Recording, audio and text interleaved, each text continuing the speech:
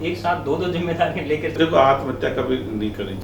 अगर जुनून हो मन में और अंतर में हो विश्वास, फिर मुश्किलों का कहाँ होगा एहसास। नमस्कार, आपका बहुत बहुत स्वागत है। शख्सियतों से मुलाकात के क्रम में आज हम बात कर रहे हैं IAS अधिकारी जिन्होंने समाज को नई दिशा में सामाजिक जागरूकता के लिए अनवरत प्रयास किए हैं। आप वर्तमान में IG के पद पर पुलिस हेडक्वार्टर जयपुर में पदस्थ हैं। आपका परिचय राष्ट्रीय कवि हरवंशराय बच्चन की पंक्तियों से करते हैं। अगर जुनून हो मन में और अंतर में हो विश्वास, फिर मुश्किलों का कहाँ होगा एहसास। हम आज बात कर रहे हैं आदरणीय श्रीमान किशन साय जी से। हमसे बात करने के लिए आपका बहुत बहुत स्वागत है। धन्यवाद। सबसे पहले बात करते हैं आपके शुरुआती जीवन सफर, शिक्षा कैसी रही, इसके बारे में आप बताएं। सभी साथियों को नमस्कार। साथियों, मैं किशन सहाय IPS IGP मानवाधिकार पुलिस मुख्यालय जयपुर राजस्थान। मैं शुरुआती शिक्षा मेरी गांव में रही। पहले पड़ोसी गांव में 5 तक एक पड़ोसी गांव पढ़ा, फिर 6 से लेकर 8 तक दूसरे गांव में पढ़ा, फिर 9वीं 10वीं फिर कस्बे में, फिर 11वीं कस्बे पढ़ी। उनके नाम बता, पहले नांगल सुबेर सिंह पढ़ाई करी 5 तक, फिर 6 से 8 तक खेड़ा मंगल सिंह, फिर 9वीं 10वीं में गढ़ी सवेराम, 11वीं क्लास में मंडावर से करी और फर्स्ट ईयर राजगढ़ से। उसके बाद में ग्रेजुएशन मैंने MNIT से इलेक्ट्रॉनिक्स में BE की। आपके द्वारा मानवतावादी विश्व समाज की पहल शुरू की गई, इसके बारे में आप बताएं विस्तार से। साथियों, मानवतावादी विश्व समाज एक विचारधारा मिशन कह सकते हो, इसको अवधारणा कह सकते हो। ये नया कंसेप्ट है और चूंकि अपन अगर इतिहास पढ़ते हैं, वर्तमान को भी देखते हैं, तो कहीं न कहीं मानव सभ्यता संतुष्ट भी नहीं है पुरानी बातों से। और इतिहास में जैसे भारत का भी देखते हैं, गुलामी का भी इतिहास लंबा रहा है, तो सब चीज़ों का फिर समाधान क्या हो। समस्या तो कई बार लोग जान जाते हैं, पर उसका समाधान क्या हो। तो इस विचारधारा में समाधान बताया कि समाज कैसा होगा उससे फर्क पड़ेगा। जैसा समाज होगा वैसे पुलिस वाले होंगे, वैसे ही नेता होंगे, वैसे ही इंजीनियर्स होंगे, वैसे ही और दूसरे विभागों के लोग होंगे। तो अपन ने इसमें समाज के लिए लक्ष्य रखा अंधविश्वास मुक्त, वैज्ञानिक दृष्टिकोण युक्त, परंपरागत धर्म विहीन, जाति विहीन, नस्ल भेद मुक्त, साहसी, शिक्षित, स्वस्थ और उच्च नैतिक मूल्य वाले मानवतावादी विश्व समाज का निर्माण करना अपना प्रमुख लक्ष्य है। इसमें आपने एक शब्द शामिल किया है, वैज्ञानिक दृष्टिकोण। वैज्ञानिक दृष्टिकोण शब्द को आप किसी उदाहरण के माध्यम से समझाना चाहें, जैसे सेब का न्यूटन ने दिया था, ऐसे। बिल्कुल, वैज्ञानिक दृष्टिकोण का मतलब है प्रकृति में कोई भी घटना घटती है तो उसका कोई न कोई कारण होता है और लोगों के लिए उसका है कि जिज्ञासु प्रवृत्ति का होना। अगर जिज्ञासु प्रवृत्ति होगी तभी उसका कारण जानने का प्रयास करेगा। तो जैसे बहुत सिंपल उदाहरण से मैं बताता हूँ कि जैसे जेम्स वाट था, वो भगोने में पानी गर्म करा था। तो भगोने में पानी गर्म करा था तो ढक्कन ऊंचा उठा तो उसने उसके ऊपर वजन रखा। वजन रखने के बाद फिर ढक्कन ऊंचा उठा, फिर और वजन रखा और वो निष्कर्ष पे पहुंचा कि भाप में ताकत होती है, शक्ति होती है, और उसने भाप का इंजन बना दिया। अब ढक्कन तो भगोनी के खाना बनाता ही रहता है, तो ढक्कन तो पहले से ऊंचे उठते रहे थे, लेकिन किसी ने इस पर गौर नहीं किया। इसी तरह से न्यूटन पेड़ के नीचे बैठा था, सेब नीचे गिरा। अब सेब तो शुरू से ही नीचे गिरते हैं, लेकिन कभी गौर नहीं किया गया। उसने गौर किया भाई सेब नीचे क्यों गिरा, उसने उसका अध्ययन किया और उसने गुरुत्वाकर्षण बल के नियम की खोज कर दी। तो प्रकृति में ये विज्ञान के नियम तो पहले से ही थे, लेकिन इनके बारे में कोई गौर नहीं किया, इनके समझने का प्रयास नहीं किया। तो वैज्ञानिक दृष्टिकोण प्रकृति घटनाओं को समझने का तरीका है, उनके कारण जानने का प्रयास है, कॉज इफेक्ट थ्योरी कह सकते हैं। आप जिस वैज्ञानिक दृष्टिकोण के विकसित करने की बात करते हैं, वो पहले से ही हमारे संविधान में निहित है। तो कौन सी संवैधानिक या फिर कानूनी कदम उठाए जाने चाहिए जिससे ये सब वैज्ञानिक दृष्टिकोण और व्यापक स्तर पर समाज और हमारे युवा और लोगों के बीच में साबित हो? ये सही वैज्ञानिक दृष्टिकोण को अभी तक भारत के संविधान में मूल अधिकारों में है, मूल कर्तव्यों में है। इसको मूल अधिकारों में लाने की जरूरत है। वैज्ञानिक दृष्टिकोण को मूल अधिकार बनाना चाहिए और जो धार्मिक स्वतंत्रता का अधिकार है, इसको मूल अधिकार से हटा करके इसको व्यक्तिगत स्वतंत्रता के अधिकार में ले जाना चाहिए। क्योंकि विज्ञान तकनीकी का जो मुख्य जड़ है, जो आधार है, वो वैज्ञानिक दृष्टिकोण है। और हम देखते हैं हमारे देश ने हजारों साल की गुलामी भी झेली है। वर्तमान में भी हमारी सेनाओं के बहुत, चाहे विमान हो, चाहे तोप हो, चाहे मिसाइल, राइफल वगैरह हो, सब अपन खरीद के ला रहे हैं। खरीदे हुए हथियारों पर निर्भर है, चाहे अपना राफेल विमान हो, चाहे T-72 टैंक हो, चाहे एक या 2-3 राइफल को खरीदने की बात चल रही हो, तो ये सारा का सारा किस पर डिपेंड कर रहा है, मतलब भारत की सुरक्षा व्यवस्था खरीदे हुए हथियारों पर है। तो बिना वैज्ञानिक दृष्टिकोण के भारत का वैज्ञानिक विकास नहीं होगा। और इसका जो और नुकसान क्या हो रहा है, वो नुकसान ये हो रहा है कि अपने देश में बेरोजगारी बहुत ज़्यादा हो रही है। हमारे युवा हैं बेरोजगारी में घूम रहे हैं। उसका कारण क्या है कि विज्ञान तकनीक में पिछड़ेपन के कारण हमारे रोजगार बाहर जा रहे हैं। जैसे हम खरबों रुपए के इलेक्ट्रॉनिक आइटम चीन से ला रहे हैं, तो हमारा खरबों रुपए का रोजगार चीन चला गया। अभी जैसे राफेल विमान का सौदा किया 40 का फ्रांस से 59,000 करोड़ का, तो हमारा 59,000 करोड़ का रोजगार फ्रांस में चला गया। तो बहुत सारे अपन को मशीनरी है, इलेक्ट्रॉनिक आइटम है और बहुत सारी चीज़ें हैं जो टेक्नोलॉजी में पिछड़ेपन के कारण विदेशों से लानी पड़ रही है और हमारे युवा बेरोजगार घूम रहे हैं। तो चाहे देश को सुपर पावर बनाना हो, चाहे युवाओं को रोजगार देना हो, चाहे सेनाओं को सशक्त बनाना हो, इन सब के लिए वैज्ञानिक दृष्टिकोण की जरूरत है। आप युवाओं को खेल स्पोर्ट्स के लिए भी प्रेरित करते हैं और विशेषतः लड़कियों को। ये सही है कि भी अपना इसमें स्वस्थ भी एक मुख्य आधार है इस विचारधारा का। और ये पहले से भी कहावत चली आ रही है, पहला सुख निरोगी काया, और निरोगी रहने के लिए खेल कूद जरूरी है। तो हमारे जो बच्चे हैं वो खेल कूद के लिए तैयार हैं, लेकिन उनको खिलाने के लिए बड़ों की जो उम्र में बड़े हैं या पद में बड़े हैं उनकी जिम्मेदारी है वो खेल कूदों का आयोजन करें। खेल कूदों का आयोजन से उनको और मोटिवेशन मिलता है, कुछ इनाम जीतते हैं, कुछ एक दूसरे से होड़ बढ़ती है। इसके तहत मैंने 2019 से चालू कराए थे। शुरू में तो आस पड़ोस के 8-10 गाँव के kabaddi, long jump, high jump race के टूर्नामेंट कराए। फिर इतने उसी समय 19 में लड़कियों का भी kabaddi, long jump, high jump और रेस के प्रोग्राम कराए। फिर 2020 में लड़कियों का पहले लड़कों का कुश्ती दंगल कराया, फिर लड़कियों का कुश्ती दंगल कराया। फिर 21 में कोरोना आ गया जो अपन नहीं करा पाए। फिर 22 में अपन ने लड़कियों को कुश्ती दंगल कराया। अभी 2 सितंबर को लड़कियों का दोबारा कुश्ती दंगल कराया और भविष्य में अभी लड़कों का भी कराएंगे। तो मैं ये चाहता हूँ गांव-गांव में या बड़े कस्बों में ये खेल कूदों के ज़्यादा से ज़्यादा आयोजन हो, ताकि बच्चों में मतलब एकता बढ़ेगी, सौहार्द बढ़ेगा और प्रतियोगिता की भावना बढ़ेगी। तो इसलिए खेल कूदों के ज़्यादा से ज़्यादा आयोजन करा। जो रिटायर्ड पर्सन है, जिनके पास पैसा भी होता है, उनमें काफ़ी समझ भी होती है, वो भी इसमें इनिशिएट कर सकते हैं और दूसरे लोग भी इनिशिएट कर सकते हैं, नेता भी इनिशिएट कर सकते हैं। जो सरकारी कर्मचारी हैं वो भी इसमें मतलब इनकी शुरुआत करवा सकते हैं। तो सभी को मैं आह्वान करता हूँ कि खेल कूदों को ज़्यादा से ज़्यादा आयोजन। इसके साथ ही आप पर्यावरण जागरूकता के अभियान भी चलाते हैं, इसके बारे में आप बताएं। आप पेड़ पौधों का तो अपने पेड़ पौधों से तो हर किसी का ही लगाव होता है, वैसे मेरा भी है।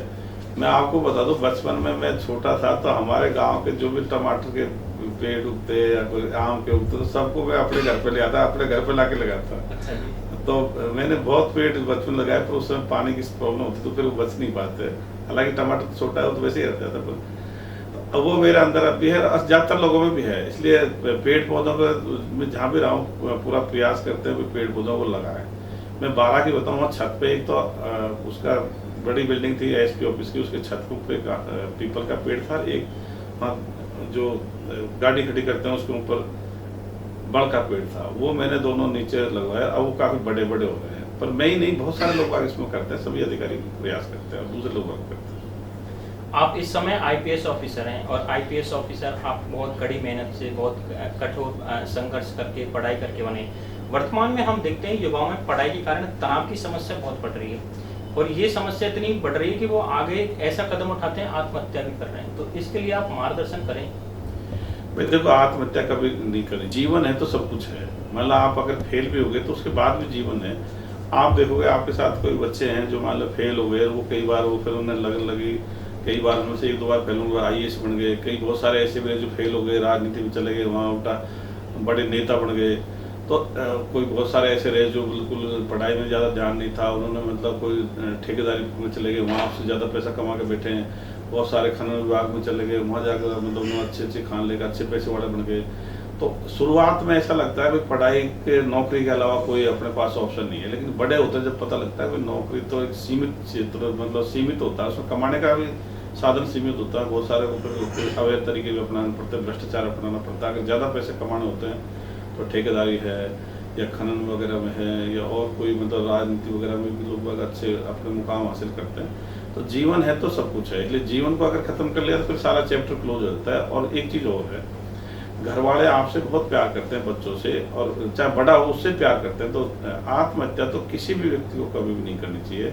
बच्चे जब आत्महत्या करते हैं उनके घर वाले पूरे जीवन भर के लिए, वो तो बच्चे सोचते हैं मैं ऐसे कह के मर जाऊंगा, भाई मुझे माफ़ कर देना, लेकिन उन पर क्या गुजरती है बाद में वो सबके सामने रोते रहते हैं, पूरे जीवन भर रोते रहते हैं।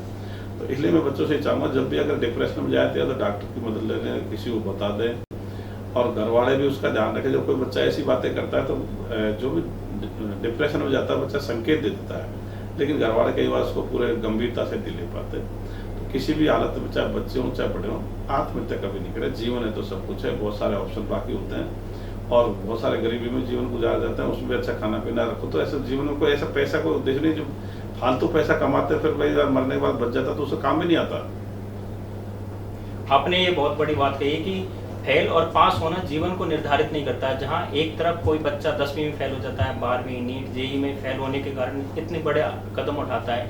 आप आईपीएस ऑफिसर हैं, तो एक कल्पना करें यदि आप आईपीएस नहीं बनते तो हो सकता है आप इससे भी बड़े पद पर कोई होते, ऐसी संभावना भी हो सकती है। हाँ बिल्कुल, अगर मान लीजिए ये नहीं होता, चूंकि दिमाग आदमी का चलता है तो कई बार वो दूसरी चीज़ों में चला जाता है। जैसे अपन सबके सामने उदाहरण है, वैसे राजस्थान के लिए कहूँगा, बाहर का तो नहीं है। कर्नल बैंसला थे जो रिटायर हो गए, उसके बाद उन्होंने काम किया, वो काफ़ी उनका नाम भी रहा, तो उनके बहुत सारे फॉलोअर बने। तो नौकरी के अलावा बहुत सारे काम होते हैं जीवन के, तो इसलिए उसमें वो सफल हो सकता है। मैं भी अगर इसमें नहीं होता तो मेरा दिमाग चलता है, इसलिए उसके बाद विचारधारा मिशन क्या करता है, कोई दूसरा काम करता है। आप मानवतावादी एक पहल शुरू करें तो आपके द्वारा चलाए जा रहे अभियान को यदि स्कूल कॉलेजों के माध्यम से युवाओं को पहुंचाया जाए जिससे उनमें वैज्ञानिक दृष्टिकोण विकसित हो, इसके लिए आपके द्वारा पहल की जाती है स्कूल कॉलेजों में जाकर? बिल्कुल, 2016 से इसमें चला रहे हैं। मैं school college library coaching centre मतलब हजारों जगह चला गया, राजस्थान के विभिन्न भागों में गया और उत्तर प्रदेश तक भी गया, और भी कहीं बुलाएंगे तो आगे भी जाएंगे। बच्चों में अगर ये होता है तो अच्छा, मैं पूरे जैसे मीटिंग लेने के बाद लास्ट में पूछता हूँ भाई आपसे आगे से आप वैज्ञानिक दृष्टिकोण के बनना पसंद करोगे या धार्मिक या ईश्वरवादी या लवाद दृष्टिकोण के रहना पसंद करेंगे? तो 60% बच्चे कहते हैं हम तो वैज्ञानिक दृष्टिकोण के रहना पसंद करेंगे। तो वैज्ञानिक दृष्टिकोण क्योंकि नया शब्द है, ये कोई धर्म है जिसका वो लोग नास्तिक को वैज्ञानिक दृष्टिकोण को बोलते हैं, वो गलत बात है।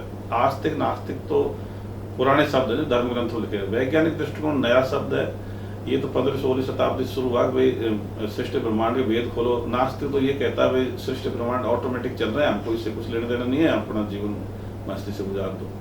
आस्तिक कहता है ईश्वर लॉर्ड ने सृष्टि बनाई है, उसके हिसाब से उसका धर्म पूजा पाठ करो। और वैज्ञानिक दृष्टिकोण हर चीज को जानने का प्रयास करता है, उसी के तहत विज्ञान की खोज हुई है।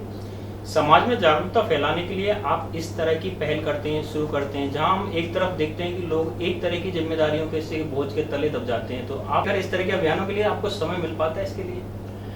वैसे सही बताऊँ तो मेरी क्या क्षमता बहुत ज्यादा है, मैं मानता हूँ मेरी क्षमता बहुत ज्यादा है। तो पुलिस का काम तो मेरी 10% क्षमता को भी उपयोग नहीं कर पाता। पुलिस में मतलब इतने मेरे को कभी चैलेंज नहीं मिला मुझे, बट मेरा क्या जनता से मैं कभी झूठ भी नहीं बोलता और पूरे लगन से काम किया। जैसे उसका खुद का काम होता है वैसे मैंने किया, जब समस्या आई उसका समाधान मेरे दिमाग में तुरंत आते हैं। तो पुलिस में मेरी क्षमता में काफ़ी ज़्यादा मानता हूँ। पुलिस में तो 10-5% क्षमता का उपयोग है, तो मेरी और क्षमता अगर मैं इसको नहीं कहता तो हो सकता है कि 100-200-500 साल तक कोई दूसरा इस बात को नहीं कह पाता। इसलिए ये जनता के लिए ज़रूरी है और जीवन एक बार ही मिलता है। अपने एक बार ही जो काम करने वो एक साथ ही कर लो, कई बार 1-2-3 काम एक साथ भी करने पड़ जाते हैं। हम वेट नहीं कर सकते भाई पहले इस काम को करूँगा फिर दूसरा काम करूँगा, तो फिर इसमें तो फिर ज़्यादा इतना टाइम भी नहीं। इसी के संबंध में आपसे एक सवाल और पूछते हैं, आप सेवानिवृत्ति के बाद मानवतावादी विश्व समाज अभियान के लिए आपका क्या योजना है? बिल्कुल, इसको तो बढ़ावा देना ही है। मैं तो सोच भी रखा है जीवन भर इसको बढ़ाएंगे और अभी तो और है इसको ज़्यादातर घूम करके अपन मुझे पता है अपने जीवन काल में अपने एक तो छुआछूत से देश को मुक्त कर देंगे। जातिगत जो कठोरता है आपस में इसको भी बिल्कुल लूज कर देंगे। अंधविश्वासों में भी अपन काबू पा लेंगे और देश को विज्ञानवाद पर नैतिकता पर लाएंगे। और जनता तो देखो अगर इसमें सही चीज़ आ रही है तो जनता जुड़ सकती है, क्योंकि जनता तो ओपन है सबके लिए। जो अंधविश्वास की बात करें उनके लिए भी है, अपने लिए भी ओपन है। तो मुझे पूरा विश्वास है कि अपन ने एक अंधविश्वासी जातिवादी समाज में जन्म लिया, धर्मवादी समाज में जन्म लिया, लेकिन अपने अगली पीढ़ी को इसको बहुत कम करके दे जाएंगे। 1-2 पीढ़ी बाद ये चीज़ें खत्म हो जाएंगी। आपने अपने व्यस्त शेड्यूल से समय निकालकर हमसे बात करी, इसके लिए आपका बहुत बहुत धन्यवाद। आपको बहुत बहुत धन्यवाद। चूंकि आप लोग आगे इसको अप्रिशिएट करो, इसको मतलब प्रचार प्रसार करना चाहते हो, बढ़ावा देना चाहते हो, तो मैं तो जो भी लोग बाग इसको बढ़ावा दे रहे हैं उनका सबको उनकी सराहना करता हूँ। वो अपने काम का के साथ साथ ये जनहित का काम है, मतलब पूरे देश का, पूरी दुनिया का काम है, वो इसमें रुचि दिखा रहे हैं और कर रहे हैं। और मेरे पास मतलब 10-12 स्टेट से लोगों के फ़ोन मैसेज खूब आते हैं रोजाना, मतलब बिहार, यूपी, बंगाल, छत्तीसगढ़, झारखंड, मध्य प्रदेश, महाराष्ट्र, गुजरात, दिल्ली, हरियाणा, पंजाब, राजस्थान के सब जगह से, जम्मू कश्मीर तक से भी, उत्तराखंड है, हिमाचल प्रदेश। तो इसमें रुचि बहुत ले रहे हैं, और इसलिए रुचि ले रहे हैं कि ये सबके लिए है। इसमें कोई व्यक्तिवाद नहीं है, कोई धर्मवाद नहीं है, किसी व्यक्ति विशेष को बढ़ावा दिया नहीं जा रहा, किसी धर्म विशेष को बढ़ावा नहीं दिया जा रहा, किसी जाति विशेष को बढ़ावा दिया नहीं जा रहा। तो इसमें सबका ही हक है, वैज्ञानिक दृष्टिकोण हो, नैतिकता हो, चाहे समाज में एकजुटता करना हो, जाति धर्म को मिटा के, नस्लभेद को खत्म करके, तो सबका ही हक बनता है, सबकी जिम्मेदारी बनती है। इसमें सभी जुड़ काम करेंगे तब सफल हो जाएंगे। हमें इसमें सबसे अच्छी चीज़ ये लगी कि आप इस तरह की पहल से, यदि हम अपने दर्शकों को बताना चाहें तो सबसे बड़ी इसमें सामाजिक कुरीति है कि आज के समय में लड़का लड़की में भेदभाव किया जाता है, तो लिंग भेद भी इससे खत्म होगा। लड़कियां भी हर एक क्षेत्र में अपना काम कर सकती है। जिस तरह सर हम देखें कि लड़कियां देश की 50% है, लेकिन 50% शायद पुलिस विभाग में भी नहीं होंगी, IPS भी नहीं होंगी, न्यायपालिका में भी नहीं होंगी, कार्यपालिका में भी नहीं होंगी, व्यवस्थापिका में भी नहीं होंगी। तो इस तरह की पहल से लड़कियों को भी बढ़ावा मिलेगा। बिल्कुल बिल्कुल। इसीलिए अपन और भी जड़ पे प्रहार किया, भाई जो धर्म ग्रंथ है इन्हीं में लिंग भेद है, इन्हीं में अंधविश्वास है, इन्हीं में ये जातिगत व्यवस्था का भी इन्हीं में उल्लेख आ रहा है, सोच को सीमित करते। तो अपन इसलिए धर्मों को खत्म करने के लिए, जो धर्म खत्म हो जाएंगे धर्म ग्रंथों की जरूरत ही नहीं पड़ेगी। तो अपन ने जड़ पे प्रहार किया है। और लिंग भेद तो वाकई में गलत है, क्योंकि अब लड़की जब इसी तक किशोर टॉपर आ सकती है, टीना डाबी टॉपर आ सकती है, तो कई धर्म ग्रंथों में लिख दिया साहब लड़की में आधा दिमाग होता है, और मान लो कोई लड़की IPS बन गई, उसको कहाँ सुरक्षा की जरूरत है, तो पूरे जिले को सुरक्षा देगी। तो धर्म ग्रंथों में ये लिंग भेद का ज़्यादातर उल्लेख है, इसलिए अपन धर्म ग्रंथों कहते हैं कोई जरूरत नहीं है। अपन को वर्तमान जो स्कूल की शिक्षा, कॉलेज की शिक्षा, ये पर्याप्त है। लड़कियों के प्रति, महिलाओं के प्रति आपकी ये सकारात्मक सोच, बिल्कुल ये लड़कियां, महिलाएं आपका बहुत समर्थन करेंगी। हम ये भी कहेंगे कि बहुत सारी महिलाएं अंधविश्वास, धार्मिक अंधविश्वास में कई बार उनका एक्सपोजर नहीं होता, क्योंकि उनका बाहर घूमना फिरना इतना नहीं होता लोग, तो इसलिए वो कारण है उनका अंधविश्वास में डूबे रहना। तो मैं चाहूँगा महिला भी धार्मिक अंधविश्वास से दूरी बनाए, उनकी मतलब वो अपना काम को करें, बच्चों में भी धार्मिक अंधविश्वास निकाले। धार्मिक गतिविधियों को कोई करने की जरूरत नहीं है। अगर आप दिन भर धार्मिक गतिविधि नहीं की, सप्ताह भर तक नहीं करी, महीने भर तक नहीं करी, साल भर तक नहीं करी, तो कोई चीज़ में फर्क नहीं पड़ रहा। अंधविश्वास उल्टे फिजूल की बात है, जिनका कोई अस्तित्व नहीं है, उनमें अपना समय, संसाधन, पैसे खराब नहीं करें, दिमाग को भी उसमें लगाए नहीं। एक बार फिर से हमसे बात करने के लिए आपका बहुत बहुत धन्यवाद। बने रहें आप इसी तरह हमारे साथ, और मिलते हैं अगली बार एक नई शख्सियत से। तब तक आप हमसे जुड़े रहें। धन्यवाद।